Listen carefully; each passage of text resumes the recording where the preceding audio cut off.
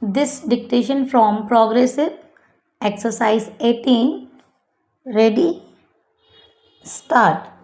Mr. Deputy Chairman, Sir, I rise to support the bill as it proposes to amend the Constitution in a manner so that the most important and the urgent need of our people may be included in our Constitution as fundamental right. Right to work is the essential condition of our existence as a human being. You know, sir, through work, man distinguishes himself from beast and develops his capability to be the master of his fate and controls the nature and build up the civilization. This power to work helps him to control the nature and to use it in his interest. He produces his bread and thus continues his existence. Without work, how can a man earn his livelihood? So, it is absolutely related to the question of his existence. But today, this existence of man is challenged in our country. The unending queue of unemployed people is increasing day by day. There is no security of his existence as he has no means of production at his disposal. Para. In a developing country like ours, the unemployment problem is the most burning problem. We have no opportunity to work and no right to work. The number of unemployed people registered with the employment exchanges in our country is more than 2 crores, but this is not the real picture. In the rural areas, the uneducated masses of unemployed youth do not register their names with the employment exchange offices. The agricultural laborers, poor peasants from the bulk of the rural are unemployed. Besides, they do not get jobs for all the time. Throughout the year, more people are entering into cultivation on the same size of land, thus increasing the number of hidden unemployed people. The rural poor, such as agricultural laborer, bonded laborer, poor peasants, etc., are the major part of rural unemployed.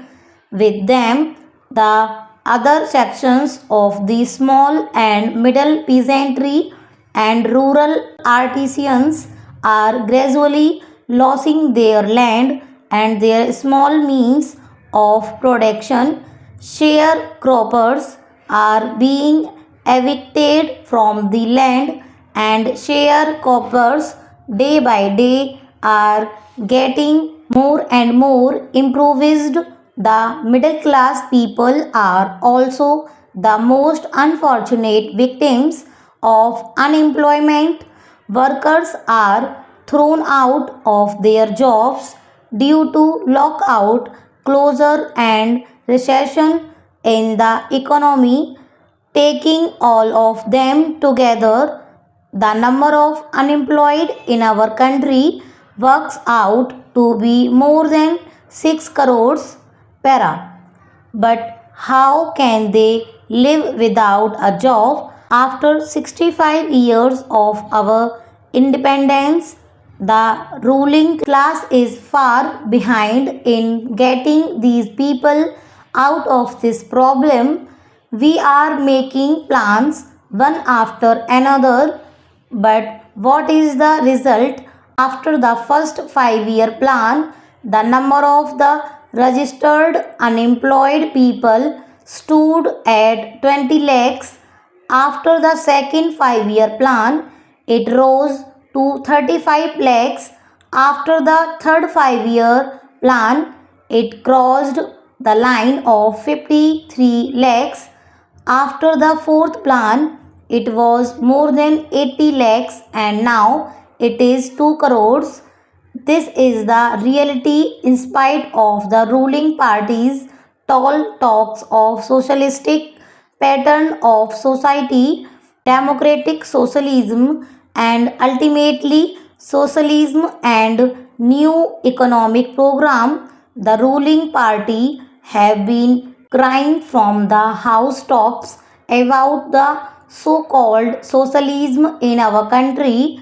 The number of unemployed in the country has been increasing because their socialism is a fake socialism and it is to deceive the people only.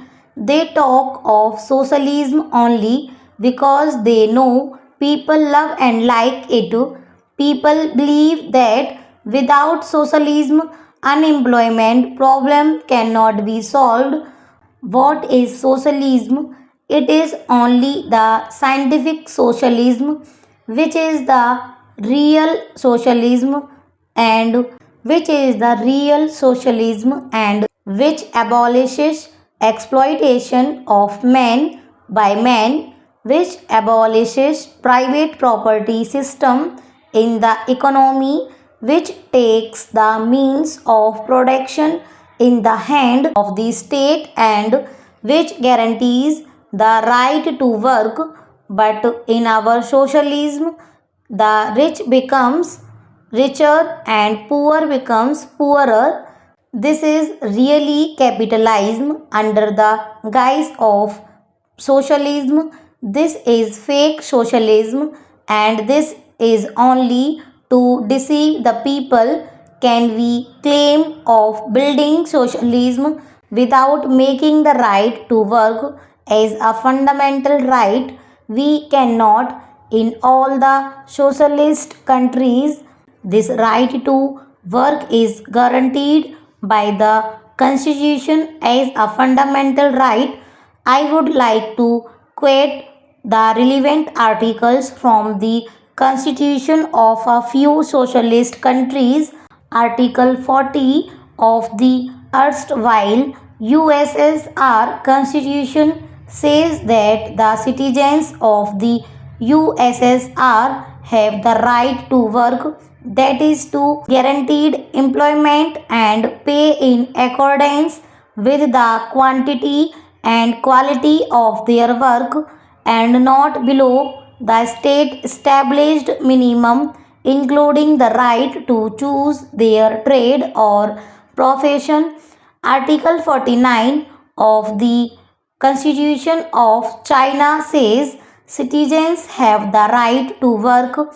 To ensure that citizens enjoy this right, the state provides employment in accordance with the principle of overall consideration and on the basis of increased production, the state gradually increases payment for labor, improves working conditions, and strengthens labor protection. Stop.